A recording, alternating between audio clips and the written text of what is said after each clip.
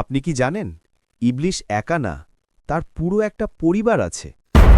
ইবলিস একসময় জিনদের মধ্যে সবচেয়ে বড় ইবাদতকারী ছিল।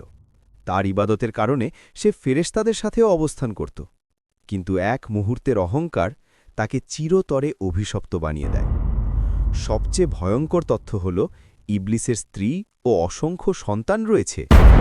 বিভিন্ন বর্ণনায় বলা হয় তার প্রতিটি সন্তান মানুষের জীবনে ভিন্ন ভিন্নভাবে প্রভাব ফেলে।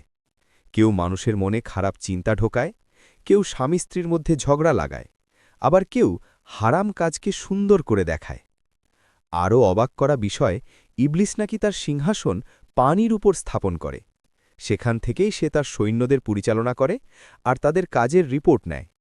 যে শয়তান মানুষকে সবচেয়ে বড় গুনাহে ফেলতে পারে, ইবলিস তাকে সবচেয়ে বেশি পুরস্কৃত করে। কিন্তু একটা সত্য সবসময় মনে রাখুন, শয়তান কখনো আপনাকে জোর করে না, সে শুধু পথ দেখায়। শেষ সিদ্ধান্তটা আপনার।